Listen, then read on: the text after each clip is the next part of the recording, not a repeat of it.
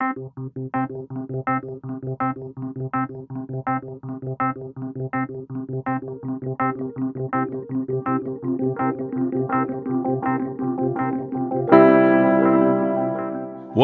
to Friedman Adventures, your home for fishing, food, and travel.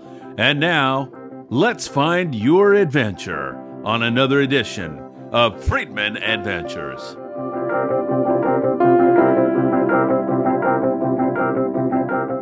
Welcome to another edition of Friedman Adventures. So many jigs, and you want to go yellowtail fishing, but what color? What size? Well, Sam De La Torre is here to help you through that process. He'll give you some recommendations. Also, want to remind you all about our jig fishing workshop May the 15th. We hope we see you all there with the after party over at Shoal Bend, Long Beach. We'll see you there too. But without further ado, it's time for Sam. Sam, just about year-round here in Southern California, or if you drive across the border and go to Baja, you can catch yellowtail, hard-fighting jacks. But man, look at all these irons. There's so many. Which color do I use? What size do I use? I defer to you, my friend. Thanks, Phil. So, you know, yellowtail fishing's kind of our crown jewel. I mean, right now we have this big bluefin, so that takes a lot of the spotlight. But, you know, year in, year out, yellowtail is really kind of where, you know, it's kind of a land, you know, a fish that you want to catch, you know, and then you get bigger fish and that kind of stuff. So, you know, you can catch them on bait and you can catch them on plastics once in a while, but really, you know, one of the things that's nice about yellowtail is they eat jigs. And jig fishing in general, I think we touched on this a little bit on the podcast, is it's just more fun. You know, it doesn't always catch more fish, although sometimes it does. It's just way more fun.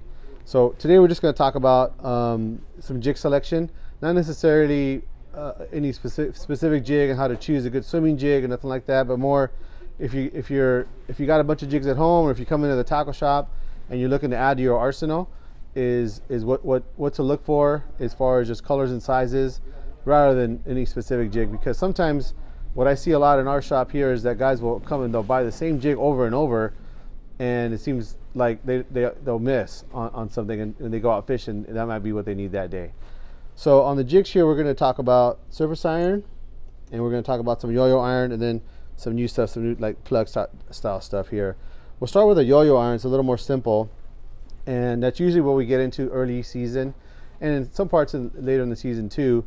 And that's going to be fishing the lower water column. Heavier jigs here. I got some Taddy 4.0s, some Salis 6X Junior CP105 here. And what I want to show here is not necessarily that this is the best color or that's the best color, but a lighter color and a darker color. So I kind of want to split my jigs up in categories, and want to be light color, darker color, and then sizes. So this would be a large size and then a small size.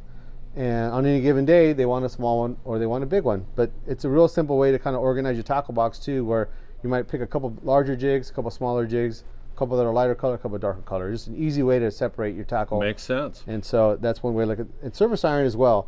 The surface iron gets a little crazy because obviously it's something that's a whole subculture of fishing nowadays. But you can get to where it's even more confusing. So what I wanted to show here, same kind of thing, is going to be lighter colors, darker colors, then different sizes. But I brought these out for a specific reason, that sometimes we get to where we get a little bit confused over the colors. And to me, all these right here are basically the same color. So if you had 0 jigs and I was going to pick 2 jigs, I probably wouldn't pick 2 out of the same category, you know, because you're not being versatile. So I would pick just 1 out of here, 1 out of here, and that would take care of your lighter and darker. And then the size wise, this guy here is a good one. It's a DW1 from JRI, but Taddy C is a very similar like mid-sized jig, and then they have a smaller jig too. So the same concept of going larger to smaller and going from maybe a darker to a lighter, and that's how you want to go. Another thing that I wanted to kind of show here is when you got these things in your tackle box, a lot of times the hooks get all like kind of you know, jammed up. Is owner sells these hook bonnets. They're real simple. They actually work on Rapalas and anything that has a treble hook, and you basically just snap them right on there, and it makes it so that in your tackle box you know, obviously the hooks can't snag. So that's a kind of nice little accessory. I would recommend if you have a lot of jigs and want to carry a lot of jigs and keep them in order. That's one good way. The third style of jig here is more of a plug style stick bait type jig, something that's popular in other parts of the country, other parts of the world, but a really good surface to subsurface type presentation. We don't really get to see these a whole lot on our side because we're kind of more stuck on the iron. In fact, you know, I talk to some guys on the East Coast and they don't use any iron, they use these. So I think that's kind of more of a kind of what you're used to, but obviously these things catch fish all over the place, and I know they catch fish here locally. A lot of private boaters use them, guys that are just trying new things, and I've seen a lot of our customers have some good success with them. One of the things that it seems like with this stuff that maybe is another reason why some guys don't try them is they do work better with the spinning gear. They cast easier, and you can jerk them and have put some more action into them easier with the spinning gear. And so that might be another reason, but I would definitely urge you guys try. You probably can use them real good with some bait casters, like a larger bait caster, but a spinning gear is probably going to be how these work best. In fact, I know that with Phil, we've been talking about it, and we want to let you guys know we're going to be doing a few videos also on spinning gear specifically, stuff that works really good for Southern California, stuff that guys maybe are missing on, and really not, because there's guys that are getting into it, but I think it's a subject that we kind of need to kind of develop a little bit more. Yeah, I actually can't wait to do that. You know, there's that stigma that's attached to using a spinning reel, and the minute you pick one up, people look at you like, I mean, you know, the boys, they look at you like, what a duck, you know? This guy doesn't know. But even when I started really getting into surf fishing, of course I went right to a spinning reel. Right. But I felt kind of weird for a while with it because I'd been a conventional reel guy all my life. So we're going to try to get that stigma out, and this is going to help people get into this sport and kind of jump ahead pretty quickly, right? Right, and it's definitely a West Coast thing. You know, like I said, it isn't like the stuff doesn't work, and you know, except for the big tuna, you know, really what we catch on our coast. I mean, on a good day, you catch even a 20-pound yellowtail would be a trophy fish. We have lots of gear, spinning gear that would handle that no problem, and so I think that it isn't so much a matter of whether the gear can handle it. It's really more us getting over the stigma. Yeah. And so that's something that we want to show. And sometimes it's going to be more fun too. You know, some of our modern conventional gear is so powerful that you catch a little 3 or 4 pound fish that, you know, almost isn't as fun. Yeah. You know, so I think that's another thing too to kind of look at is just this whole jig thing is about having fun, and the spinning gear can be about having fun too. So this whole fishing thing's about having fun. It's supposed to be, you know, that's what it's supposed to be. Yeah. So I think we're just missing out if we're not at least exploring that, and so that's something we're going to be doing. I agree with you. Also want to let you guys know too that not specific to picking a jig once again, but with the jig thing coming along is you guys remember to put it on your calendar for May 15th over at Marine Stadium in Long Beach. We are going to be doing a jig casting, you know, kind of workshop. Yeah.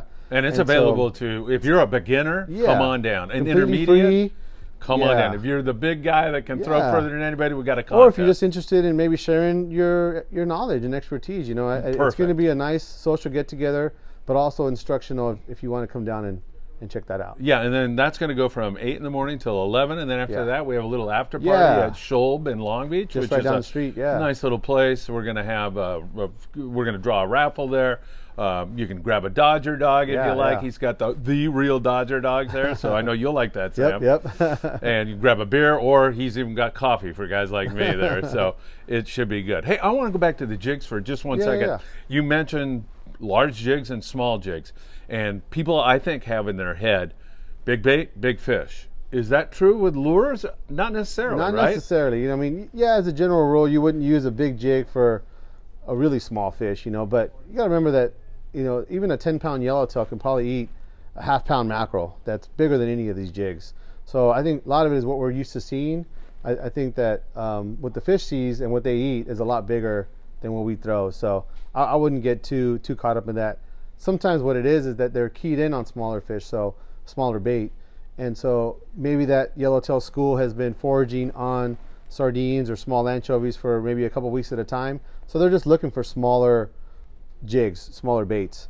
And maybe they're in the kelp line to eat more mackerel or something like that. They might key in on a bigger jig. But I would say that you want to have a little bit of variety. I mean, with some of the gear you're using, sometimes using a bigger jig is what you have to do just to cast, make a good long cast.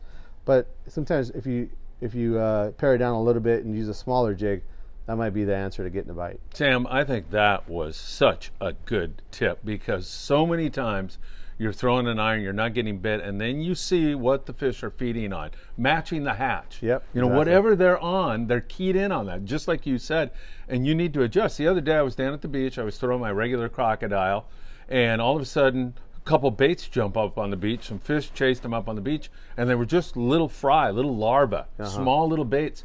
So I go, okay, time to go down to a small cast master. Made about 3 casts, boom, yellowfin croaker. After 2 hours of futility.